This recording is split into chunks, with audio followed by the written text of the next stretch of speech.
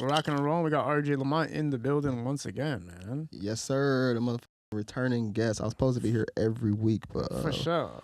we had a little hiccup, but I'm back. Yeah, literally. You've probably been on here more than any other guest ever. Like, legitimately. And every time people watch this shit, they go nuts, man. Because you have so much game, so much insight.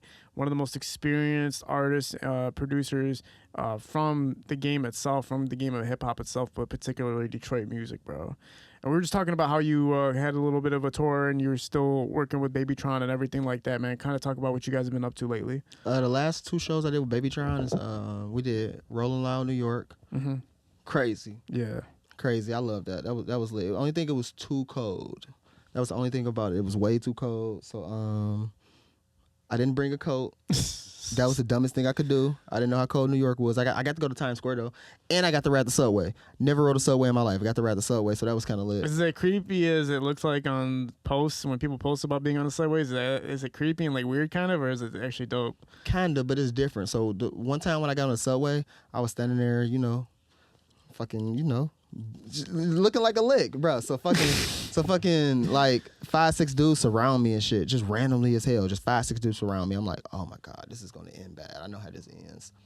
So next thing I know, they had their phone out. They had a little Bluetooth speaker. They set that bitch down. They propped their phone up like this.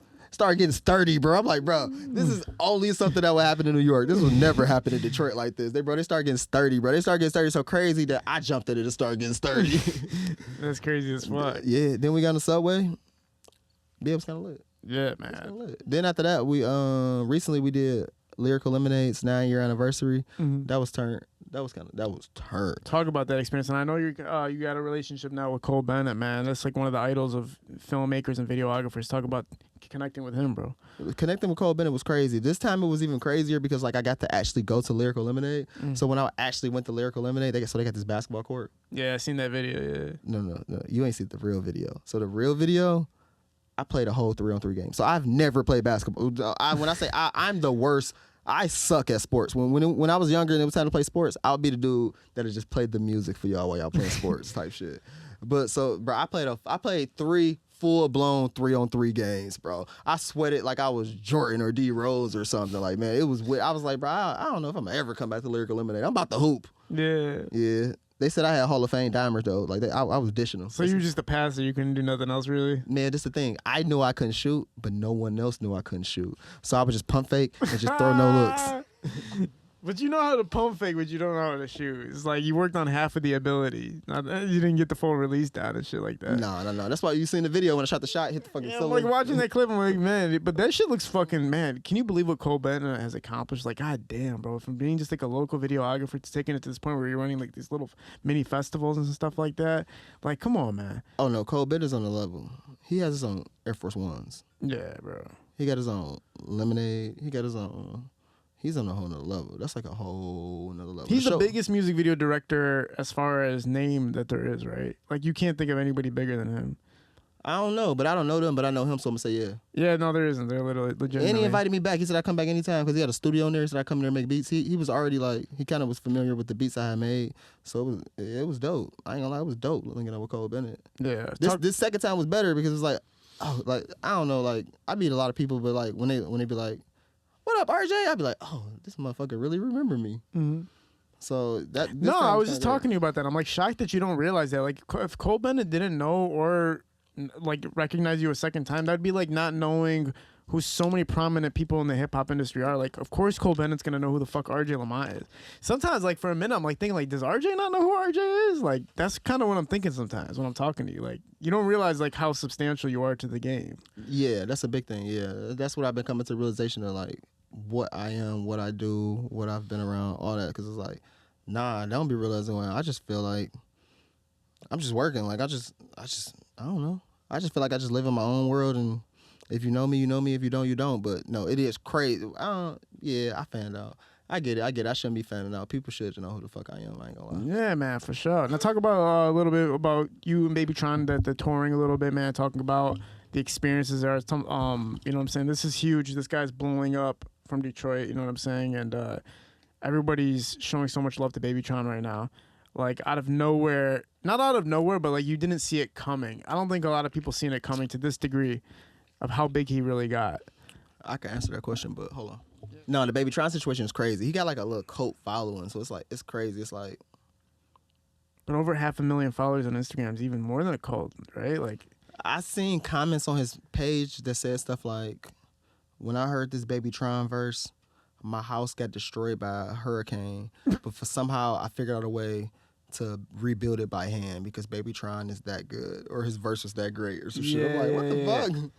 So it'd be crazy. Yeah, people say crazy ass shit when they're fucking like hooked on somebody. And now being a part of it, you've already been through so many parts of the scene. But let's talk about what's been going on recently since the last time you've been here, man. Now you did Rolling Loud, you did Lyrical, Lemonade. Has anything else been happening? I started throwing tours, so now what I do is I'm like a tour manager. I ain't gonna say I'm like a booking. I'm becoming a booking agency. So my first tour that I did was with Cash Kid. I'm still on it right now. We got like 3 more dates. But yeah, that's the next level. That was the next level for me. It's like, bro, I gotta start touring. So I linked up with a touring company. I was able to get the artists, and boom, we started a touring agency. Yeah. Well, talk about that a little bit, man. How does it work? Like, how does it work? How do you decide who gets to be on it? Like, what's the deal with it? See, we go through the analytics. So, like, I can look at your YouTube streams and everything, like all your analytics and stuff, and I can tell what cities you're going to do good in, and I book the venues. And shit, it sell out on its own. Like, bro, if you hot, you going to be hot. But I could tell it's a difference, though. Like, most people, like, a lot of these Detroit artists, they try to charge these high-ass booking fees. But it don't make sense because y'all don't have no hard ticket sales. So, like, if you can't show me physically how many tickets you can sell in this city, then it's not a reason for you to charge me these high-ass booking fees. But I get it if you're doing, like, strip clubs, fucking regular clubs, all that shit, because they got inflation at the door type shit. But we doing shows. Now, the difference between shows and the fucking, like, strip clubs and all that stuff is that when you're doing shows, it's like a crowd of people standing in front of you. So these like your real fans. Strip clubs and other stuff, it's just like people just wanted to come out. They was coming out for Saturday night anyway. Yeah. We could do these shows on Monday, Tuesday. They still gonna sell out the same way. But the difference is you're gonna cap out at a different number. So with most artists, you think like, what you think somebody get for a club? What's the max you think somebody get, like 100,000? For a club? Like a local club? I didn't think 100,000. That's probably pretty wild. I heard Rick Ross getting like 50,000 from somebody I know. That's 50,000 for. Yeah. But that's what I'm saying. If you're doing shows, you can get $1 million. Right. So it's a whole different ball game. But you have to be able to show that hard ticket sales that you're able to sell this type of tickets and this type of thing. Yeah, that's what Netflix says. Netflix says the way that they base how much they're gonna pay you for your like comedy stand up or whatever is how much you made off your ticket sales for your last show. Like that's how they gauge it. Because why would they want to book you and lose money off you? Like I paid you $20,000, but you brought $5,000 worth of fucking ticket sales. Like, yeah, that's the problem with them high ass booking fees all these Detroit artists be charging. But I get it. It's a hustle. You're trying to get your money. You're trying to get as much as you can get. But the problem is you do that to promoters because you don't care you don't care what promoters make. But I'm not a promoter. I'm your homeboy, bro. Don't charge me them high ass booking fees. Yeah, right. You know, that's the difference, though, bro. If you ever look at who's booking like these shows and stuff, I never heard of none of these motherfuckers. So when it's somebody who's actually a part of the scene that's doing it, that's probably going to change the outcome of the artist doing the show for a lower price, right? Like when you're connected with somebody, you're more willing to be like, oh yeah, man, I fuck with RJ. Of course, I'll come up and pull up for 10 racks or whatever the fuck they're gonna do.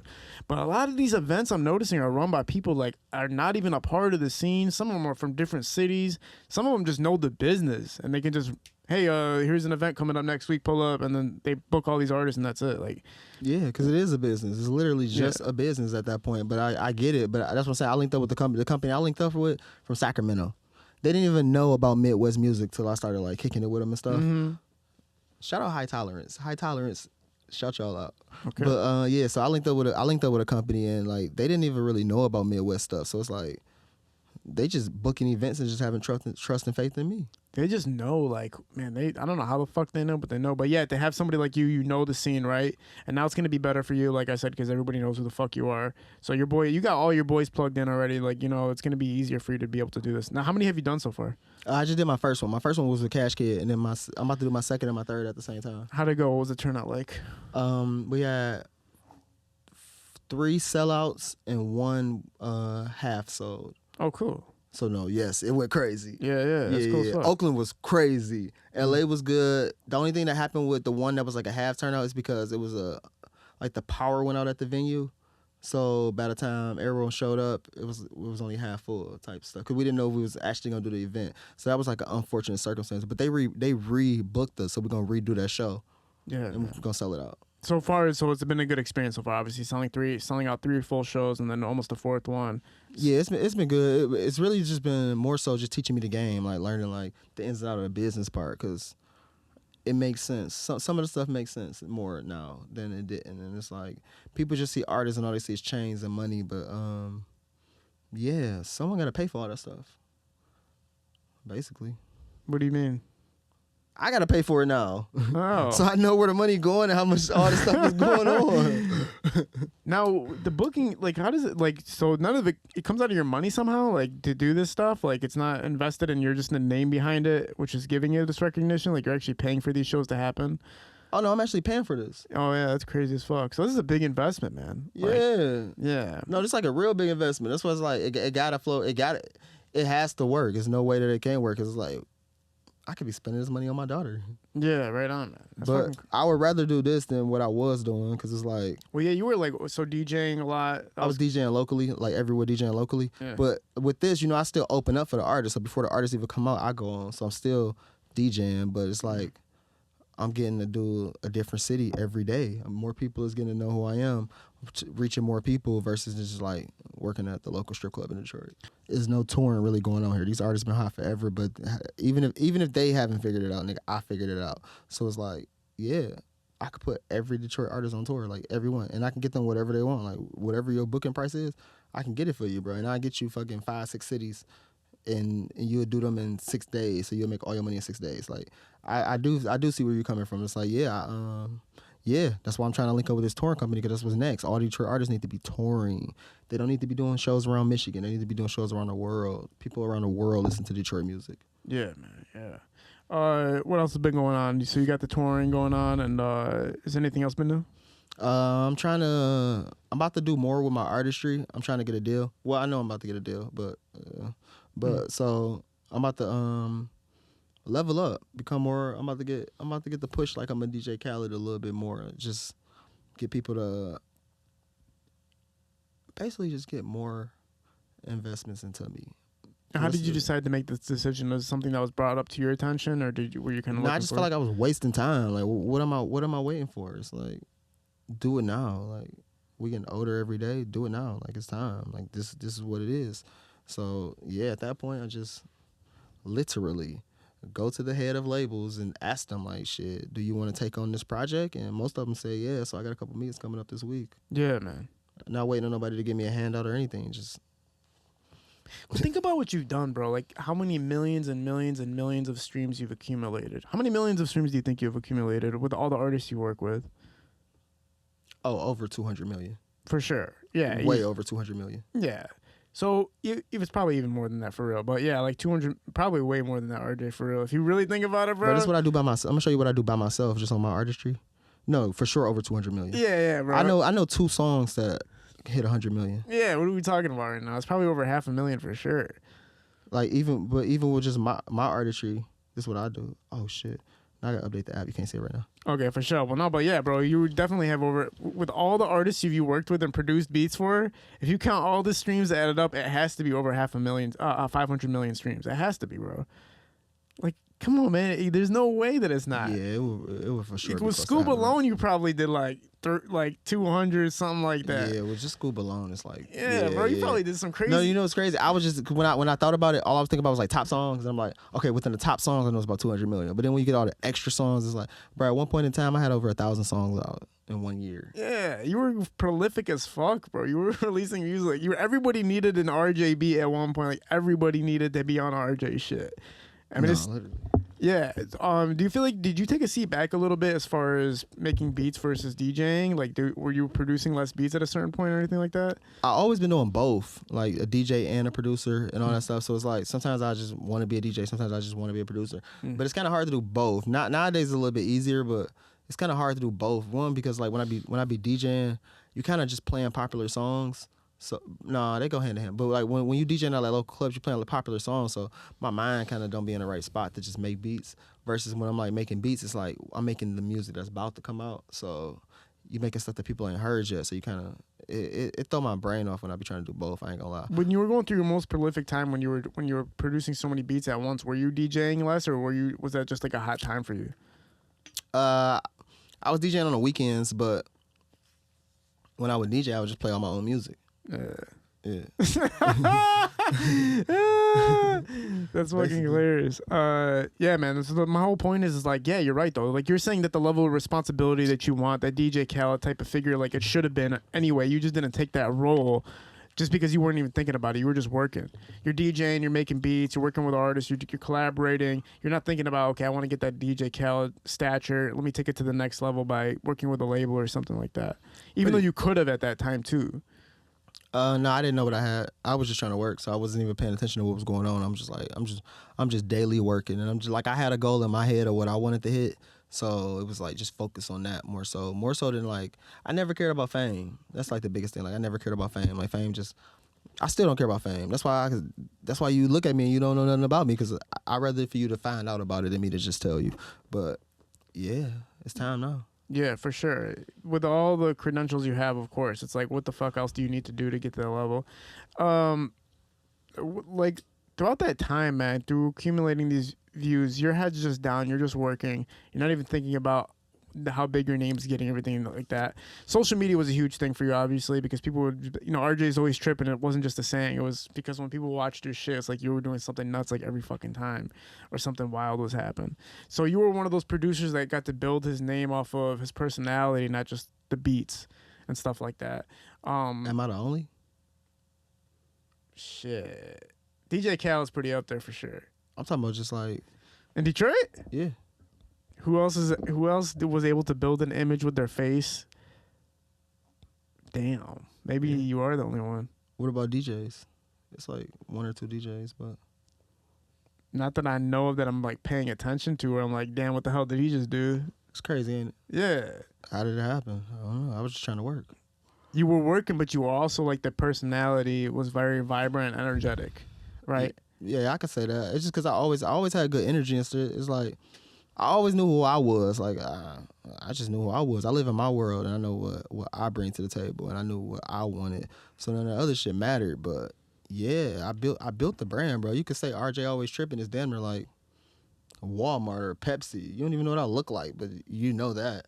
Oh, people know, yeah, but even that's relative too. What do you think, if you could take anything back from like probably the type of content you were putting out, would you ever take anything away from it? Would you ever be like, damn, maybe that at that point, like I shouldn't have put that out, or like too much personal information or anything was ever out for you?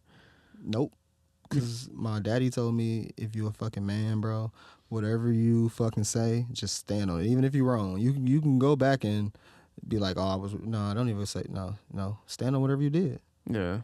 No, I don't feel like I ever did nothing wrong. I mean, I feel like my whole life has always been on social media because I've always been a topic of discussion, whether I wanted it to be or not. But my whole life has always been on Instagram. So what's the difference if you know a little bit more about me? Yeah, that's true, man. Yeah, that's kind of interesting that we brought that up, though. Like, you were probably one of the only producers in Detroit that has, like, a fucking face to it and a personality to it and sold as prolifically as you did. You know what I'm saying? Like, whose numbers can you compare to that was putting themselves out here that much? Now, with everything you're doing now, it seems like you're going to be taking yourself to the next level, and on top of that and everything, what's your plans? Like, what's your first steps? Now, you want to get these artists more exposure. You want to get them on tour. You want to get them moving. But what else would you do once you get in this type of DJ Khaled position, if you could say so? Just dropping more albums. I'm about to be dropping albums. Like, I want to make it to where, like, my albums are just as important as DJ Khaled's albums. Damn. So yeah, I gotta put more promotion behind it, put more fuel behind it, put bigger artists on it, like just get the ball rolling. Yeah. Pretty much. But that will be the next step. That is the next step. Outside of that, it's just more touring and stuff. But have you already visioned it? Have you already heard like what you want on it? Do you already know like the pieces that you would put together? Oh no, the CD already done. Oh yeah? Yeah. The CD been done. Okay, so you have something already ready. Yeah. Okay. My last CD, you see the numbers on it? Mr. Toxic did $1 million. The CD before that, What Up RJ did $2 million. Yeah. So it's like, yeah. Nah, it's already there. Man, it's fucking nuts, bro. Yeah, that's crazy. When I hear about artists, it's like, man, like I know some artists only get like 1 million streams a year. If I could show you my shit, I'm over like 7 million already for the year. Yeah, of course, bro. No, I'm talking about just on my artist shit, just the shit I be putting out. Low key with nobody giving no promotion, no artist shouting my shit out, no DJ shouting my shit out, no DJs playing my shit, just off me just being RJ. Yeah, no, I can show you this shit. This shit like over 7 million. Yeah, for sure, bro. I already believe that shit, man. Like, I already know the amount of work you put in, but you've been working with the legends forever, and you became one yourself throughout time, and it's just like, of course you're going to be doing millions and millions and millions of streams. But kind of rewind a little bit, man. Kind of take it to the start of it. Let me see this shit. Yeah, 3.5 million. God damn, this is what Apple Music looks like, or when you look at the shit. So you add double that for YouTube, double that for Spotify, and triple that for Tidal. God damn. Yeah, 3.5 million times like what, 4 or something like that. So like 15 million. Yeah, I know this one artist though. I thought that was like good numbers, but then that's what I'm saying. Like the conversation even changed for me when it's talking to artists now. Like I remember I used to be talking to artists, teaching them how to like build their shit up.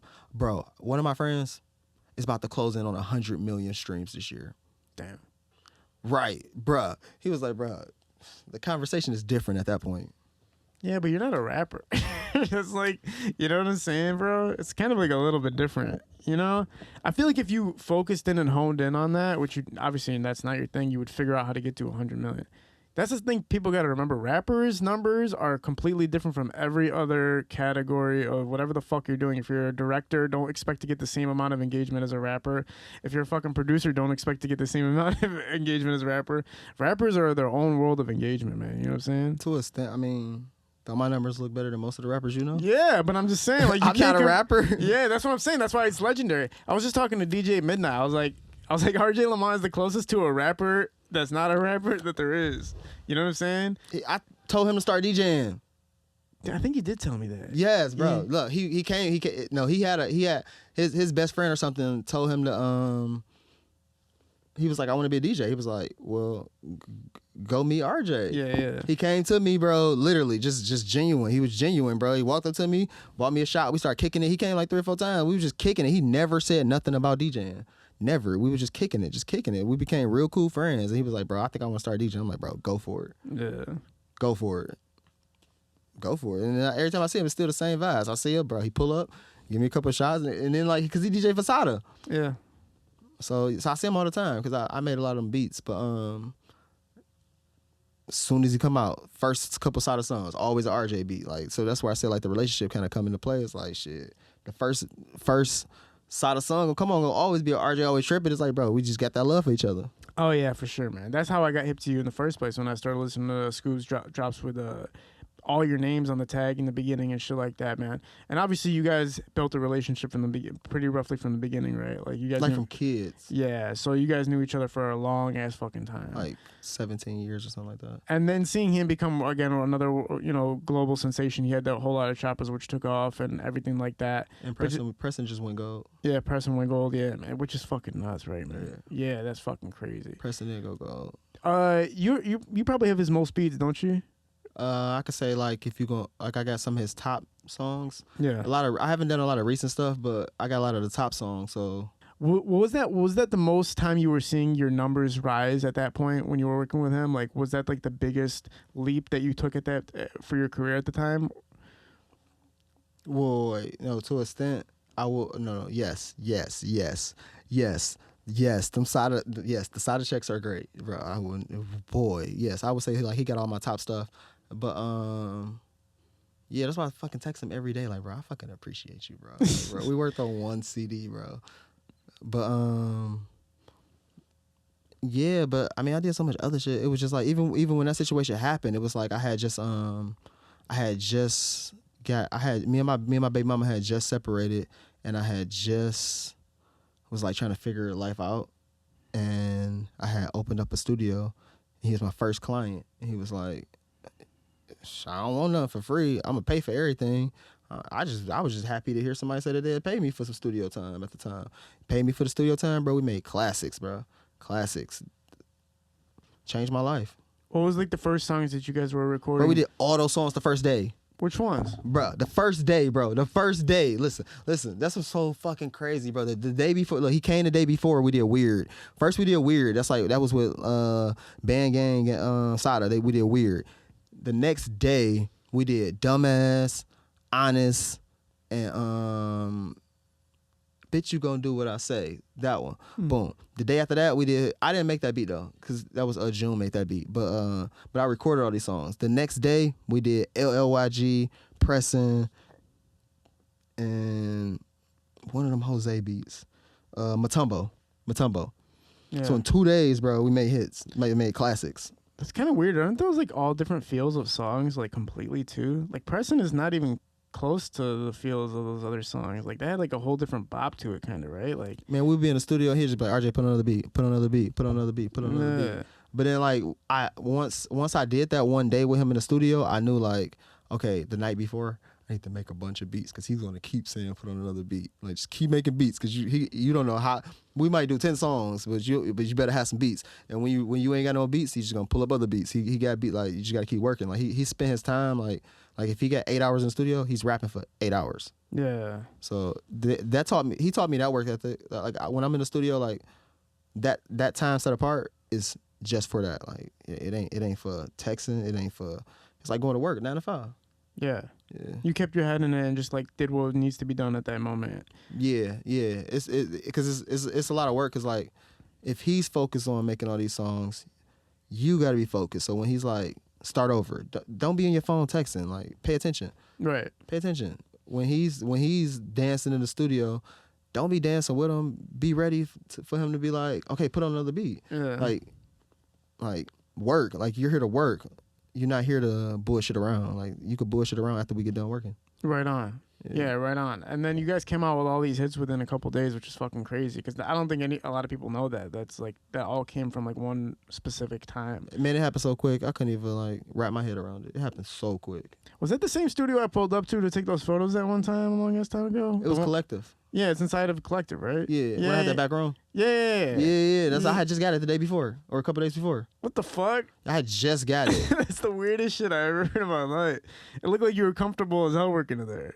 Oh yeah. It was good because it was cool. That's what I'm saying. Like my first client, like and then like he was coming like what 4 days a week. So it's like I'm DJing 2 days a week, so I could chill the other day. It was like just do this. Yeah. Yeah. And that's kind of was the money. The money was just right for you, and the artist you were working for is right with you, obviously. Kind of talk about the progression of it. Obviously, those songs didn't come out right away, obviously. Oh, they always take a year. It always take like if you do music right now, it's gonna take a year for the songs to come out. It's gonna take another year for you to get paid. So you gotta already be thinking 2 years ahead. Did you know that at that time?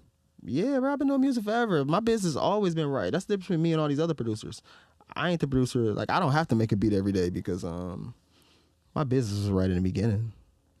I knew what was going on. I wasn't just doing beats because it was cool to do. I created the beats.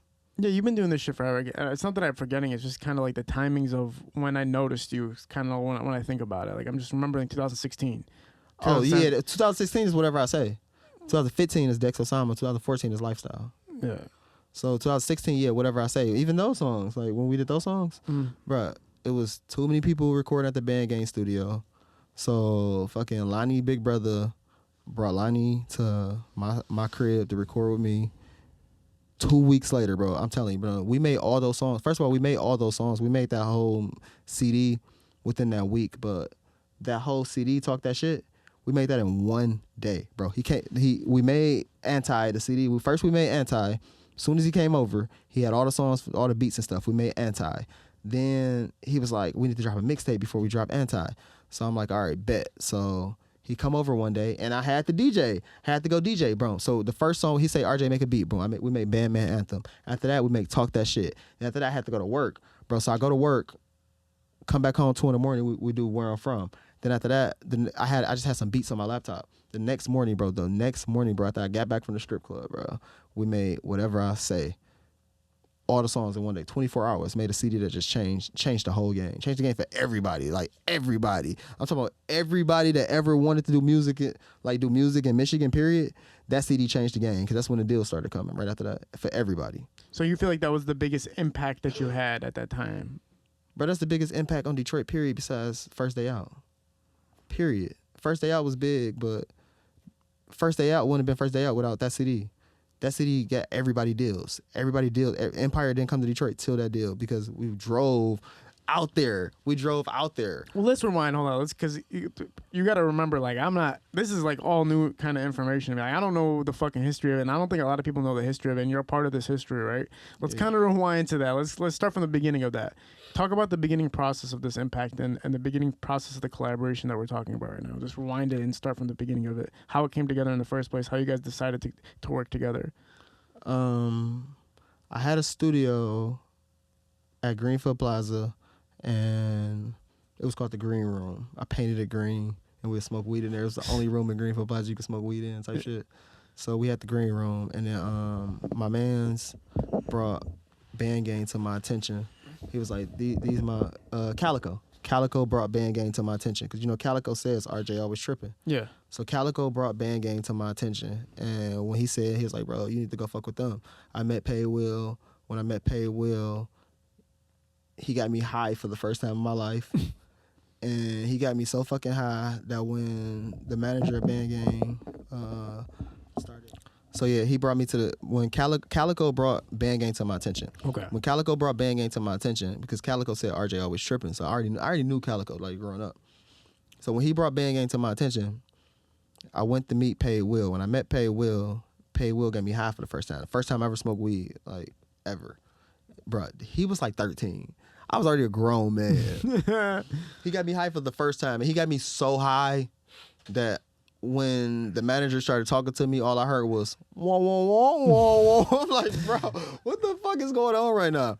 So at their studio at the time, it was just like niggas everywhere, just everywhere. But it was like studio shit going on and other shit going on. So, I mean, I don't care. I know I'm good, bro. I'm from the hood, just like everybody else from the hood. We all from the same place. So we all got cool and shit. So after that, the manager called me back and say, hey, it's too many people at the studio. Can I bring Lonnie to your house and just record with you? So he can actually get the CD done and we can actually put it out. Because when there's a lot of people around, a lot of work doesn't really happen. It's like, it's half work, half chilling. Yeah. So he brought him to my crib. We did Antisocial in like 4 days. They went out of town for whatever they went out of town for. And then they came back home. And then I think they had a show. They had a show in like Akron or something. So they went out of town to the show in Akron. And then they came back. And when they came back, he called me and he was like, yeah, let's record a mixtape before the CD drop. Boom. So we come over. I'm like, bro, I got to work today. He was like, bro, we locked in, bro. Come on. So we recorded the first 2 songs. The first song was Bandman Anthem. The second song was Talk That Shit. After that, it was like 8 o'clock. I had to go to work. So I go to work at the strip club. I come back home. We do Where I'm From. Then after we do Where I'm From, I go to sleep, wake up. The first song we do in the morning, I guess he was writing while I was asleep because I played beats for him. It's whatever I say. So I record whatever I say as soon as I wake up. When I took all these songs, I started playing them for my friends because he's like, I'm like, listen to this, listen to this, listen to this.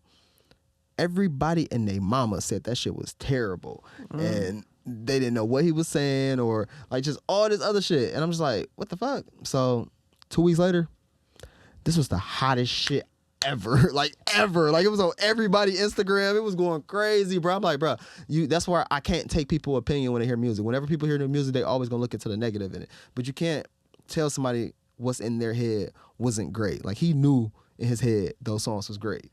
And whatever you think about them, fuck you, these songs are gonna be great. And those songs, every last one of those songs on that CD is a classic Detroit song. Yeah, man. Off the mixtape.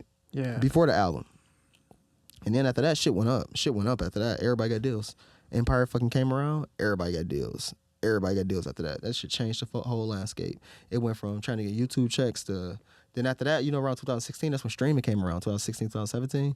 When streaming came around, the shit went viral. Like, the shit went viral. That was like one of the first songs I know that went viral. It went viral. Like, that, and that's when I knew I could gauge a song off 2 weeks. Like, if your shit don't go viral in 2 weeks, do another song. Yeah.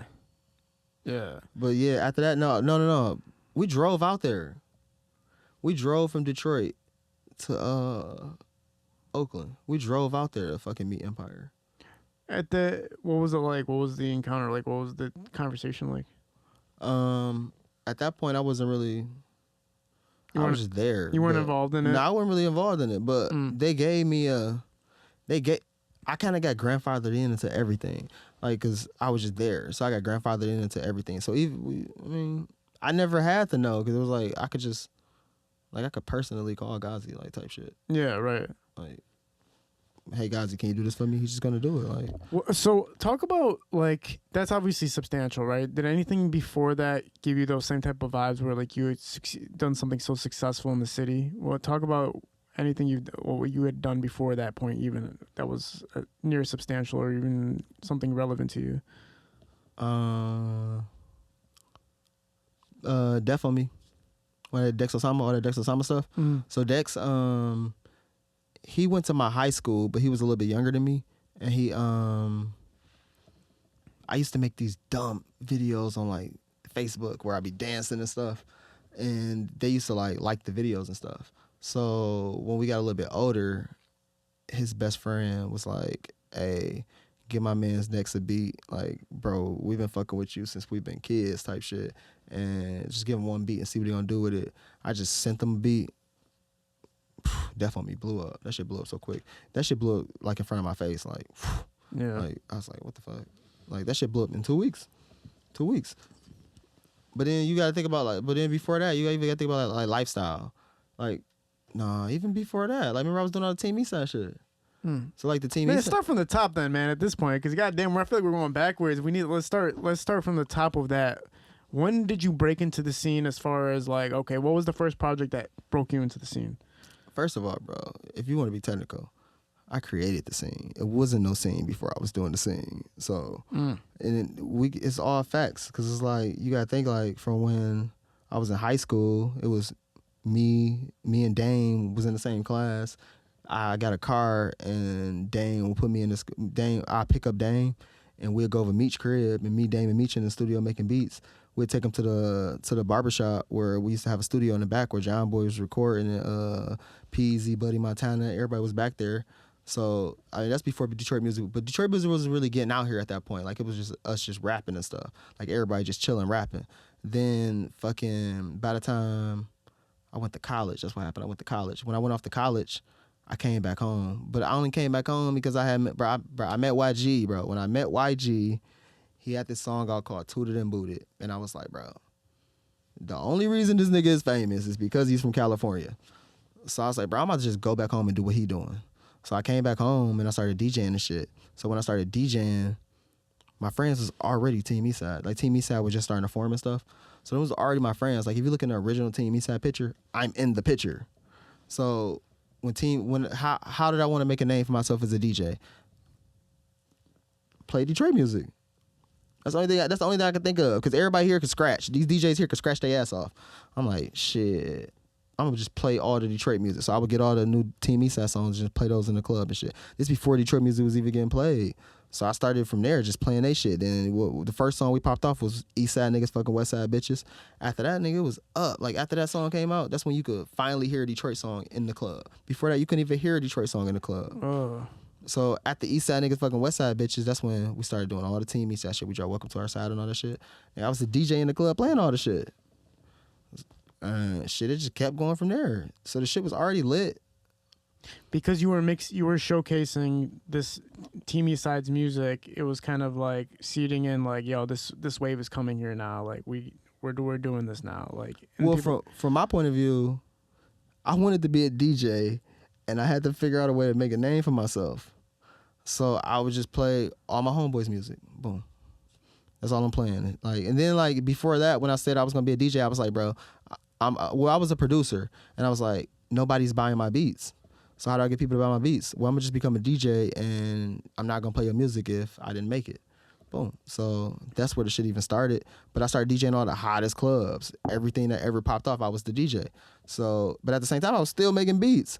So with Team Eastside and shit, like, yeah, I was playing all their music. The shit popped off. Like, the shit popped off. Then you see Vez sprung from that. Vez started coming off of the Team Eastside shit. Then everybody blew up. Literally, everybody blew up. Like, the shit went good for everybody. And then I used to do these mixtapes. It was called a hype ass mixtape. So I would take these mixtapes called hype. He used to pass them out. So when I would be at the clubs and stuff, I would take all the Detroit music, or I would take all the popular songs, and I would add in the Team Eastside songs, and I add in a couple of my songs and any of that stuff, and I speed them up because nobody was like, that's how people want to hear the music in the club, sped up. Yeah. But nobody wanted to like you couldn't get that. You can only get that if you went to the club. So I put it on a CD, and I would pass them out after I got done DJing. It was called a hype ass mixtape, and we passed them out everywhere. And yeah, that shit got the popping from there. Then I started doing the hood tapes. When I started doing hood tapes, them bitches was popping. It was mixtapes because I seen what DJ Drama was doing. I'm like, oh, I could try to do this and see if it worked. But the shit would just work because it wasn't nobody here. It wasn't nobody here like Popping? I ain't gonna say it wasn't nobody here popping. It's just like the DJs here were kind of like they want the artist to come to them. Like if you gotta buy me a drink, you gotta do this for me to play your song. It's a pleasure for me to play your song. And I was just like, shit. I'm trying to make a name for myself. I play all y'all shit, bro. Everybody, come on, bro. I'll play it, bro. Like I'm just showing love to everybody, like. And that was the difference, like, cause I was a producer at the same time. It's like, shit, buy a beat, bro. I'm gonna play the song.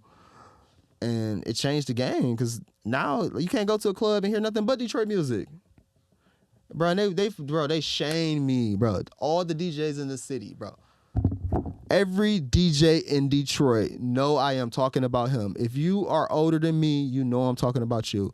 They shame me so bad for playing so much Detroit music that I stopped DJing in Detroit, bro. Bro, it was so bad. People were blackballing me out of Detroit for playing Detroit music so much. Like, literally. So I was like, bro, fuck this shit. Fucking Slick B. That's what listen. I fucking had a conversation with Slick B one day. I was like, bro, fuck all these old ass DJs, bro. And this is literally a conversation I said, bro, fuck all these old ass DJs, bro. I'm about to travel around the world and fucking see. I said, bro, it's 256 cities in Detroit and Michigan. I'm about to see where else I could DJ at. And I was like, bro, the shit about to be open, bro. Take the shit over. Now, he took it over to a point that I couldn't even take it over to. He took it over so bad that I was like, damn, bro, I want to do what you doing. So, bro, recipe Slick B, bro. That's my dog, bro, for life. But yeah, from there and then I started doing the colleges. Went to the colleges, and that's how the Detroit music started spreading to all the colleges. Literally. Because when I got to the colleges, they was like, what can you do? I'm like, shit, I can get all these Detroit rappers I know. Boom. So I seen Y&J make a post a couple days ago, like, if you got a university, I'm trying to do a show for free for you, like type shit, like trying to gain fans and stuff. And I'm like, nigga, boy, what y'all don't know is that what's they call it, PWI, Predominantly White Institute, they got about $1 million in cash, bro, that they got to spend every year on black events. If they don't spend it, they get in trouble. There's never a reason to do nothing free for a college, bro. They're going to pay you triple because they got to spend it, bro. Literally, they got to spend it. And then I figured that shit out. Fucking with all them frats. Yeah, that's for sure. I know about that because my band was trying to get on those bitches. I don't know about the black part. I just know they have to spend a bag every year on events mainly and at shit. the predominantly white, PWI, that's what they call it. They got to spend the money on black events. Yeah. Because they got to, like, racism, bro. They try to get fucking, look at them, bro. They're making billions of dollars, bro. They try to fucking, like, fuck that shit. What year was it that you're talking about, though, where you were playing all this Detroit music and you feel like you're getting blackballed and then you decide to leave the city and go around other cities? What year, do you remember what time frame that was? It's like 14, 15, 16, around there. No, like 14, 15. And so you went around the other cities in Michigan and just it worked out? Like playing Detroit music worked out? They was already listening to it. You got to think YouTube is big as hell. They already listening to it. Listen, right now, if somebody was like, I'm about to throw, if in any city in Michigan, they're like, I'm about to throw a Detroit party. Who they gonna book the DJ? RJ Lamont. Boom. So it worked out. Like it worked out, bro. I was DJing in main cities. I was in Benton Harbor, Kalamazoo, Saginaw, Flint. Was anybody else doing it besides you? There was no other DJs that were taking the Detroit sound and taking it to other cities? I mean, it was DJs already in these cities, but nobody ever left the city, and you were spreading it around like a virus. No, the thing was fucking me up. It's like, because people be like, I'm the top DJ in Detroit. That was the thing, being a top DJ in Detroit. And I was like, bro, fuck y'all niggas, bro. 256 cities out here, bro. So I would just drive to, I had just got my license back. When I got my license back, because it used to be this shit called driver responsibility, bro. That shit used to be high as hell. You had to pay, like, bro, it was like, if you lost your license and you got another ticket, you had to pay like $2,000. And then the next year, you got to pay another $2,000 just to get your license back. So I had finally got my license back and shit. They don't do it no more, though, because that shit was bad. They know ain't nobody got no license because of that. But I did that shit, and then when I got my license back, bro, I fucking went to a fucking dealership and was like, I got this much money. Can you give me a car? They gave me a car, and I just started driving that bitch, bro. I was like, bro, what else is in Michigan, bro? I'm about to get up out this bitch. Ain't nobody about to be hating on me and this bitch. So I fucking drove around, and yeah, nigga, shit started popping off. Like, that's how I linked up with all the frats, because I learned that the frats fucking run all the universities. Yeah. Yeah, that fraternity shit is deep. Yeah. Yeah. And the money's there, man. No, the money's there. Yeah, the money's 100%. Plus the clout, too, right? You're getting all these youngsters kind of growing up, listening to this shit and getting it out to everybody else and shit. It's like a really good deal. So take it from there. Now you're doing outside Nick city. Lavelle. The people that like put me on was like Nick Lavelle, 50 Bars, my dude DA, Cuddy and Rashard up in Saginaw. Mm-hmm. Who else? Nard and Chuck, Flawless Victory. Out in Benton Harbor, it was Marquise. Grand Rapids was like Mikey Buxton. He just had a no jumper interview. Just like I was linking up with all them people because they was already. Yeah, I think all these people were already like buying like features from all the Detroit artists. So it was just like inevitable for me to like link up with them. So you're one of the guys who's basically helping the scene move forward. I mean, earlier you were kind of saying like you helped create the scene, or do you feel like you created it, or like what do you feel like your role is as far as what happened exactly? Like you were a major part of the game of why Detroit music is the way it is now. Yeah, because when I ain't around, shit just don't flow right. It's just a weird energy in the room if I ain't around. So what I brought to the game was just like a good energy, like just good vibes. I make sure everything's straight for everybody and everything just good. It was more than just beats or DJing or any of the other stuff, because anybody can make a beat and anybody can DJ. Not really, bro. I mean, to have the quality and the consistency and everything and the work ethic, obviously, is the whole combination of everything. Oh, no, I don't fuck up. I never fuck up. That's the thing. It's a combination of everything. It's like you had the whole thing going on. So talk about, so after that, obviously Dex, did that kind of end before Dex passed away, or how did that work as far as Dex passed away? Dex passed away. We had, Dex passed away, so we can move on from Dex. Rest in peace, Dex. That was a crazy moment in my life. That was a crazy moment in my life. I did all that stuff. Like, I was recording them and everything. Like, yeah. Rest in peace, Dex. That's my dog. And so obviously that's unfortunate. And you're dealing with that. How do you move on from there? What's like the next moves that are happening for you? Whatever I say happened 2 weeks after that. Yeah. It was like, what the fuck? This shit was moving so fast. Like, life just moved so fast. Every day been a movie. My whole life been a movie. Even to today, it's still a movie. Like, yeah. Right after that was Whatever I Say. Then, what's after Whatever I Say? It's like 2017. I took a little break. I started DJing around then. Like 2017, 18, I started DJing a lot. No, the Sada shit was like 18, wasn't it? 2017, 2018. Because 2K17 had dropped. Oh, yeah. And shit like that. So that's when shit just kept moving. Yeah. Damn. No, because then we did the Draco and Bino stuff too. Draco and Bino came around then. Draco, because I met Draco and Bino because Bino had a freestyle out, like that Geeked Up freestyle. Mm-hmm. So Bino did the Geeked Up freestyle. He went viral, so I hit him up, and he came to, bro, true story. He came to my crib with like 100 people. No, I say about 45, but I had like a small crib in Warren, like type shit, like a small ass crib, bro. It was so many people in my house that like after they left the studio, I never invited them back. Yeah. Never. Yeah, I remember you telling me that. Yeah. So you're working with Scoob. Obviously, what's happening, all the music you already created at that time, 2016, 2017, everything you had really previously done is going to last a long time after you did that. So that's already... don't forget Lifestyle. We did Lifestyle. Oh, bro, Cardiac and all of them. Like, I met Cardiac when I was doing the college shit. That's how I met Cardiac. Cardiac was filming, and someone showed me one of his videos. Yeah. And I was like, bro, this dude is so sweet. So I go meet Cardiac, and then Cardiac started filming like my like daily vlogs. And at the same time I was working with Oberrola. Yeah. And he ran into them, and he started filming for Dage. That's where Cardiac came from. Boom. Literally.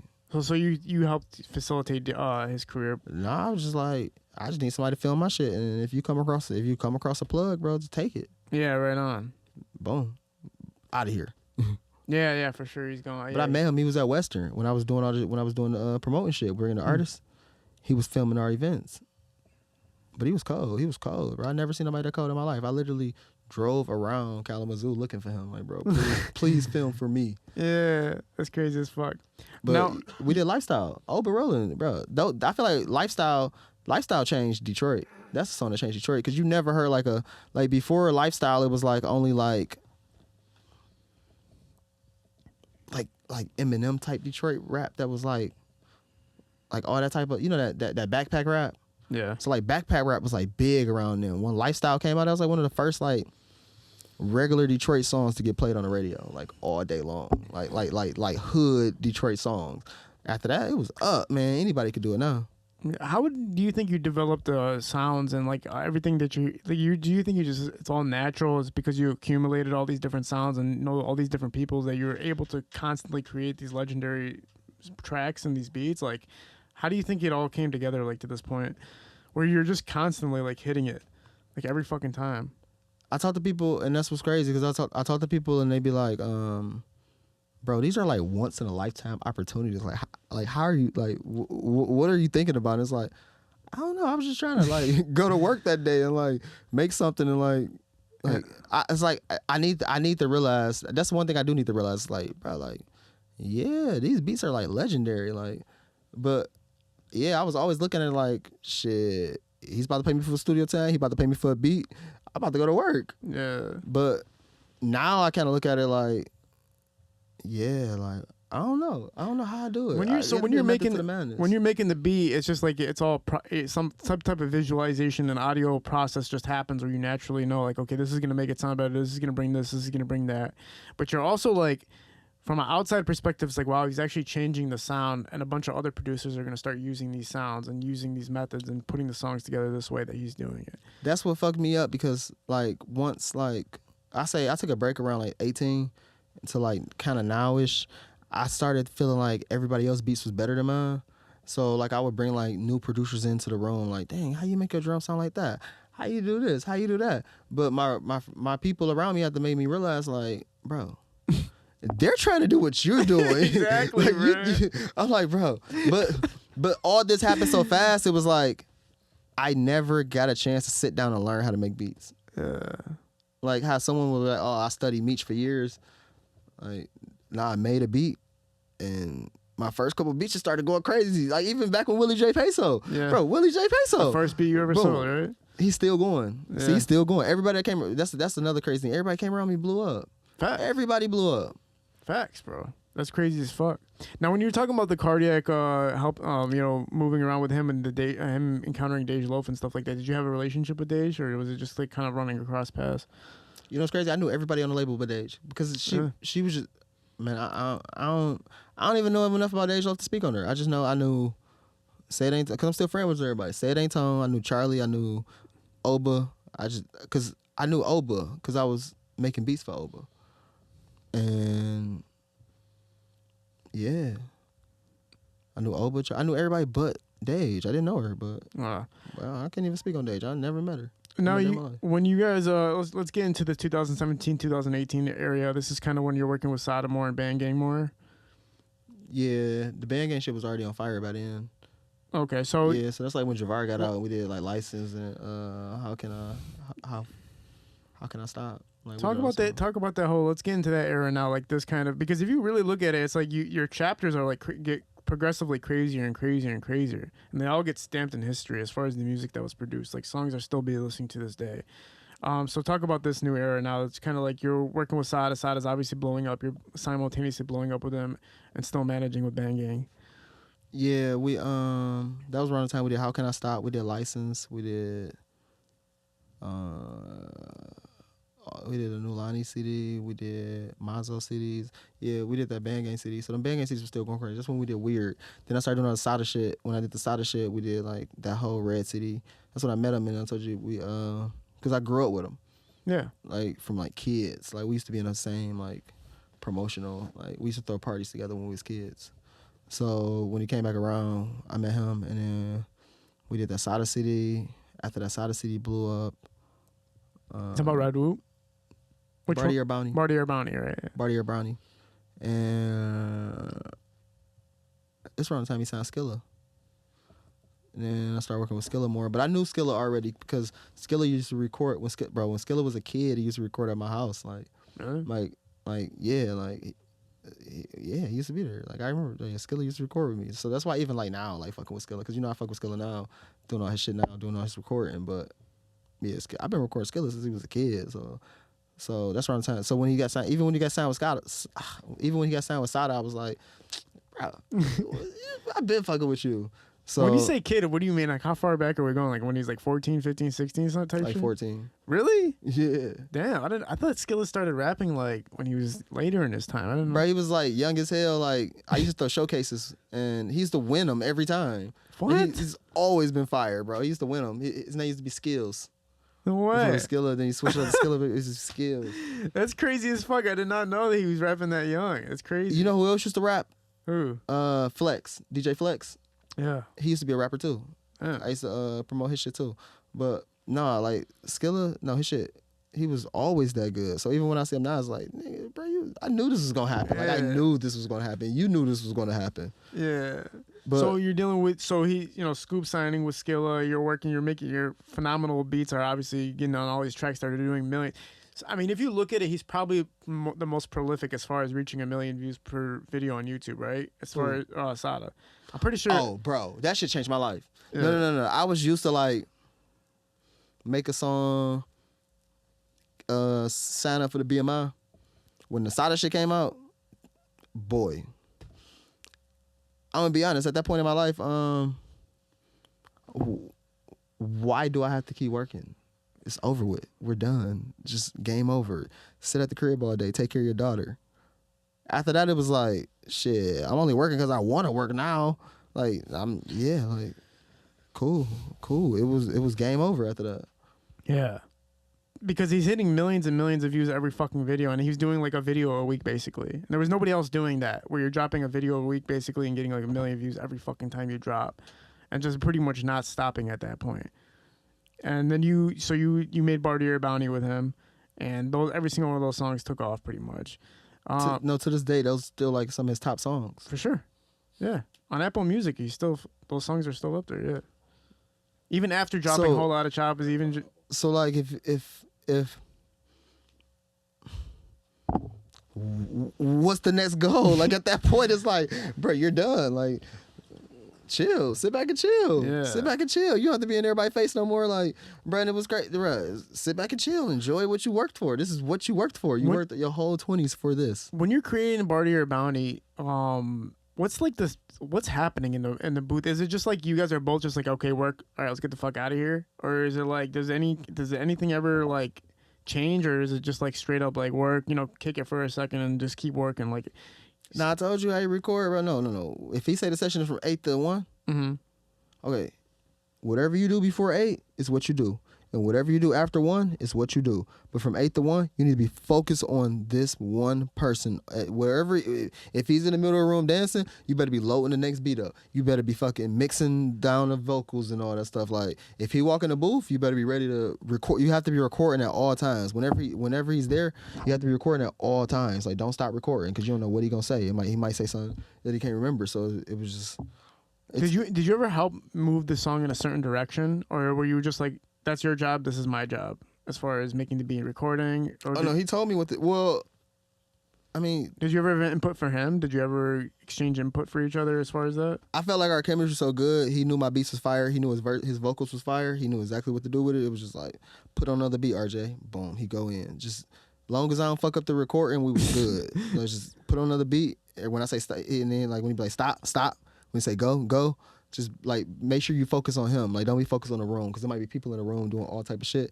You're not here for that. You're here for this. So focus on what he's doing. But that's like proper studio etiquette. Like anybody should just know that. Like, no, I've been to a lot of studios where like the vibe is like a little bit different. The engineer got to be, but you're the engineer, bro. You're not the hype man. You're not the DJ. You're not the producer. You're the engineer. You need to be focused on the artist. That's what you're here to. You're here to record him. However he record, you need to figure it out and record him the right way, where he don't get. Where he just feel comfortable that he can just be himself. So Yeah, we recorded that shit so fucking quick. It took me one session to understand, like, don't be rolling up and all that other shit, like, during the session. Like, roll up before the session and then focus, because that fucking couple days of focus changed my life. Man. It's like, shit. I know the focus. Like, when it's time to work, I know, like, oh yeah. Like, what is it the focus for? Let's say it was 40 hours that we work. What was it for the focus for 40 hours where I don't even have to work no more? It's like, I think I would focus for those 40 hours. Like, bro, like, yep. That's insane. And it's obviously it wasn't a predictable outcome, right? You didn't know that this was going to be like this, or it was going to blow up to this magnitude. You were able to predict songs going to take off, but did you know, wow, I have my career set now after this? Did you know this was going to be a career-setting project? Yeah, I do. Damn, you did know when it was happening? You want to know what I knew? What? When after we was done recording everything and they asked me to send in all the songs for mixing, and they made me sign some paperwork, and after I signed the paperwork, I got the check and I bought this chain. I knew it was up from there, bruh. I was like, oh, I'm going to get a chain. I said, oh, it's up. I bought this chain literally off of one of them songs. Yeah. Literally one of those songs. The advance off one of those songs, bought this chain. Now, what made you motivated to keep going back? You're set with the cash. You just love the work now at this point? It's like, okay, I just love making beats. I'm just going to keep going back even though I'm straight? Well, no, that's what I'm saying. I work at my own pace. Like, that's why it's like... You took a break? Nah, even to this day, I work at my own pace. Like, if I don't want to go to work, I don't have to go to work. But with that, it make people forget, like, I'm not a worker. I work because I want to work. Right. Like, I don't have to be here. I could be here because I want to be here. Now, I don't mind following directions and stuff because I understand if you take this job, but I'm not a worker. Like, nigga, like, bro, my career big as hell. Nigga, my car fast as fuck. I don't give a fuck. What do you think it is, though? Like, so you work with certain people sometimes and you don't feel like that you're being put in a certain position, or you don't feel like you're being looked at a way that you feel like you deserve at this point? Yeah, because people forget, especially in hip hop. People forget, like you seen DJ Academics with calling all the old rappers dusty and shit. Yeah, but he wouldn't be where he was at if they didn't do what they did. And it's like, you need to respect these niggas when they walk in the room. Like, at the end of the day, when I walk outside, I'm still gonna be RJ. Like, period. Like, everybody that's like between the ages of 25 and 12 grew up listening to my shit, bro. Yeah. Like, literally, it's like, yeah. Like, they first Detroit song they ever heard was one of my songs. Whoever, like, try to, like, not, like, if you're trying to treat me a certain way, you probably grew up listening to my shit, too. It's like, at that point, it's just like, game over, bro. I'm doing this because I want to do this. But I still get it in. Like, I'm going crazy right now. I'm DJing for Baby Tron. Yeah. I'm fucking DJing for Skilla Baby. It's like, bro, I'm still going crazy. I mean, no, you're at a different level. You're at a position where you get to do what you want to do, which is like, most people haven't reached that yet. And your name is so respectable that everybody wants to be a part of whatever you're doing. Oh, yeah. I feel like people know, like, if you sat in a room with me or if you hung out with me for, like, a week, I could change your life. Yeah, for sure. For sure. Or just off the relationships I got. It ain't got nothing to do with money, because money is like the root of all evil. Nobody should ever, like, I don't even touch money at this point in my life. Like, I won't touch money. Like, you would never reach in my pocket. It ain't no money in my pocket, bro. Like, nah, like, hell nah. That shit is all off relationships. Like, I built my life off of relationships. Just off relationships, just being cool with people, like, looking out for people, helping people out, not just having genuineness. Like, most people ain't got that. Everybody from Detroit feel like, if it's sweet, eat.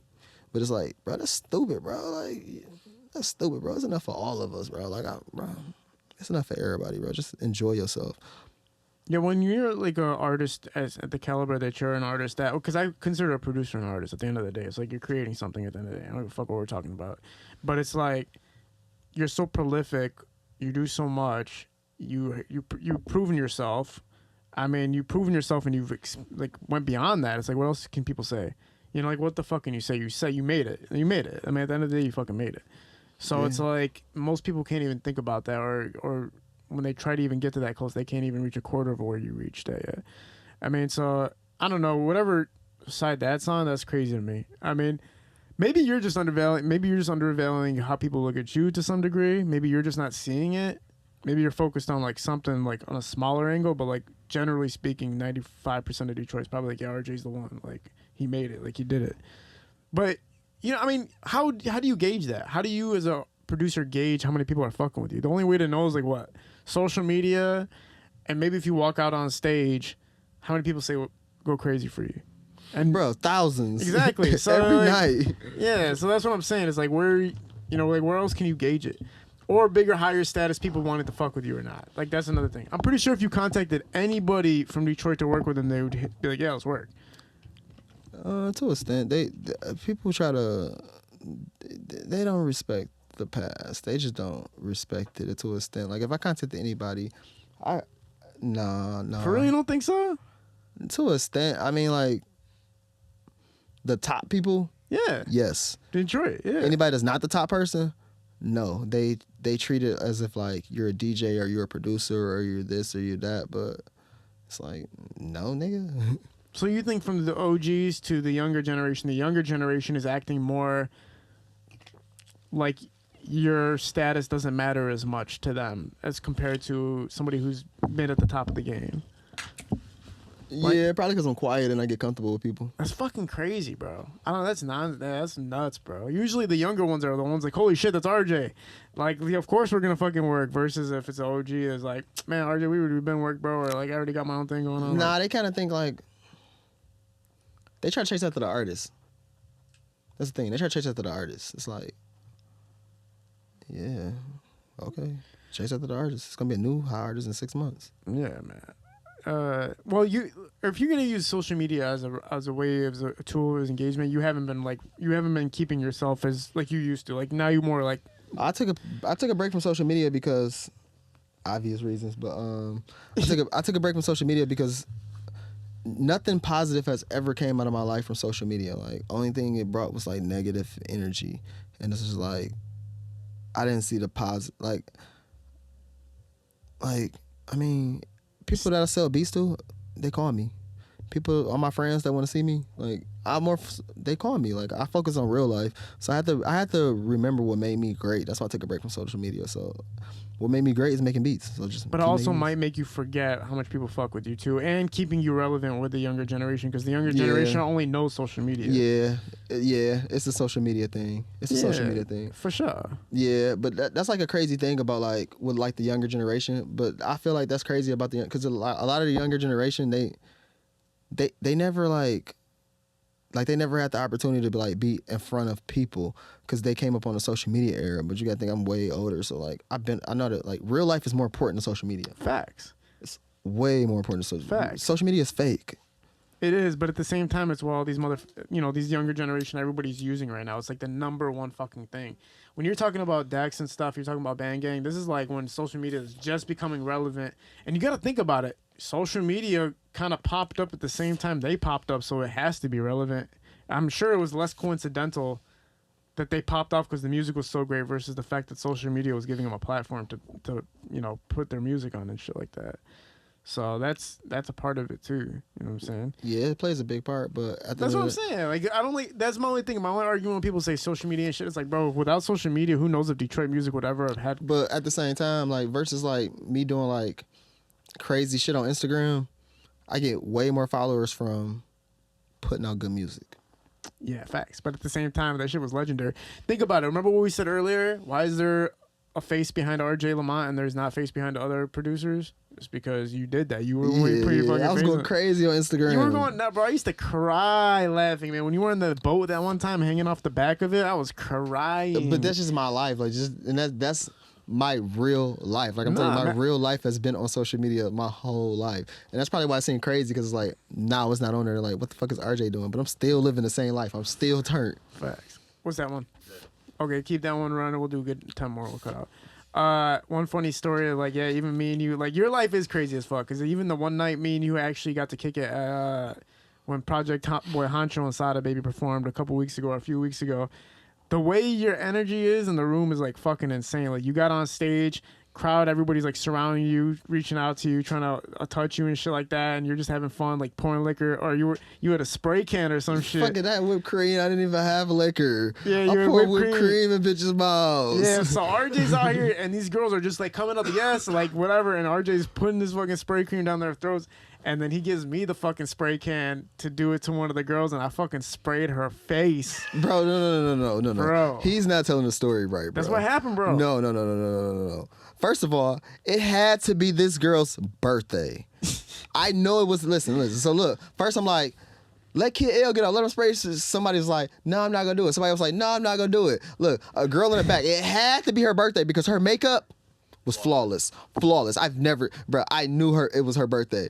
Bro, she say, I'll do it. She glides from the back of the crowd. It's my birthday, I'm going. They come all the way to the front. She goes like this. Kids L sprays her all in the face. All of her makeup, bro. Bro, she was so fucking mad at me. So mad. Yeah. Bro, she was so mad. Like, he didn't even get a chance. Like, no. You know when you shake it up and it come out? He shook it up, and you probably, look, you got to hold it down. Yeah. Held it up. Shit was all over her face, bro. It was straight in her eye, bro. Son. She was like, look, she was like this. I'ma fuck you up. Yeah, instantly. It took me 4 hours. And then I remember I was like trying to calm her down. She wouldn't listen to me. And then RJ kind of like just grabbed her shoulder and started talking to her. And she's like, okay, I'm not that mad. I was like, what the fuck did you say to her, bro? Because she was ready to kill me like 2 seconds ago.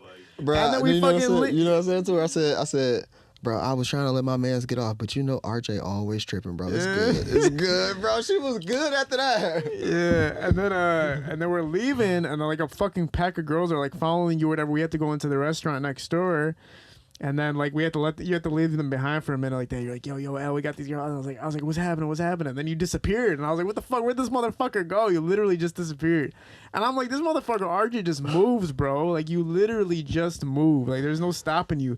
But the amount of love that was shown to you that night is like, it was the first time I got to see like crowd engagement with you, and I was like, God, these motherfuckers more famous than the motherfuckers on stage right now. Like this shit is crazy as fuck, bro. It's because I got good energy and love. Yeah, man. Let's be real. So my dad died in December. Boom. I quit my job in December. I haven't worked in a strip club since December. How have I been able to pay all, well, damn, my royalties, but damn. Before my royalties, bro, how the fuck have I been able to pay my bills this far? Because I got love. People love me. If people love you, opportunities gonna come. People respect you, opportunities gonna come. You treat people genuine and they know you literally got a genuine heart, bro, you gonna be good, bro. Like all the ways. Like all that being fake and shit, I mean, I get it. All that being tough, you don't gotta be a real nigga. You don't have to be a street nigga to be a real nigga, bro. Like, all that being tough, it's just genuine love, bro. I just had a show, like my Cash Kid show. I'm gonna fix your mic. Oh yeah. It get a little crazy. The show I just had with Cash Kid, bro, with fucking one of the artists performed, came from Chicago. He said, bro, I appreciate you. Drop 5 racks on me. Like, bro, I'm like, what the fuck? Like for no reason. Yeah. So like, it's just love and respect, bro. I respect everybody, bro. I show love to everybody, and yeah, it'll go a long way. Oh yeah, man, for sure. That's why the whole conversation you're bringing up, it's like I know where you're coming from, but you gotta, man. I think you just need to like remember and like kind of when you put yourself out there on social media. I know social media is not real. I know all that shit, but it is an engagement as far as like remembering how much people fuck with you. You know what I'm saying? And also, like your business, your page got more businessy. That's what I noticed. Like it's all about more making money now and less about you now. So I think it's another reason why it's like you're not seeing people fuck with you as much as far as engaging with shit, because you're not posting shit to engage with besides money shit. So it's like once you get back to yo RJ, everybody's gonna be back like yo RJ's back. What's up? That shit brought bad energy, bro. I ain't gonna even lie. It brought so much bad energy around me. I didn't even want that shit no more, bro. Bro, yeah, bro. You just take a picture of yourself looking sweet. You're set. Like you'll remember. You're like, oh shit, people fuck with me heavy. Like damn. But the young cats not knowing what's the deal is that's why we're rocking down the timeline here. We're kind of rocking down the timeline of what you've accomplished and what's something we haven't even touched, even to the deeper realms of that. We haven't even touched the shit I'm doing now. That's what's crazy. It's still moving, but yeah. Do you want to talk about that now, or do you want to talk about that like on a couple weeks, or what do you want to do? I mean, I'm a regular now. Yeah, that's what I'm saying. Do you want to save next chapter for the next talk, or do you want to? Yeah, we can. I can come back and keep it going, but yeah. With only other shit is anything that you had that you wanted me to make sure I hit on. Anything that I wanted you to hit on? Shit, man. The only thing I was thinking about is like, damn, man, like, yeah, it's crazy to have. In my opinion, okay, for instance, like you fuck with Helluva, right? Mm-hmm. Okay, seeing what Helluva is doing right now, it's kind of like feeling like the kind of same concept a little bit to some degree. I think Helluva realized where he's at now, and he has the ability to start new things and build new things, and I know he's doing that now. And I think you're at that same point. It's like, you know, you can start new things, build new things, and be the originator of something much bigger than what's happening right now. Like, you can't, maybe your DJing isn't enough anymore. Maybe your, beats aren't enough anymore. Maybe it's time to take it to that next level. Similar, like you said earlier, to a DJ Khaled, where like you have so much respect that when RJ walks into the fucking room, he's gonna control how things happen. Yeah. And you're gonna make these decisions. My beats is still better than everybody, and my DJing is still way better than everybody else too. But that's another story. But yeah. But yeah, it's like I had to learn how to, I'm learning how to be a boss. But yes. with my friends teaching me how to be a boss, they like, the only way you can be a boss is if you can know how to be a worker too. So you got to know how to play roles. But you did that both already, roles. right? Yeah, like you already did the working shit, right? Like you, yeah.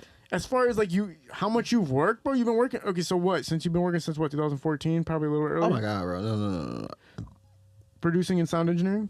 2010. 2010. Okay, so that's 2008. Yeah, bro. So 2008. 2008. So what's that, like 14 years ago? So damn, yeah, bro. It's about time. You know what I'm saying? To take it to that next level.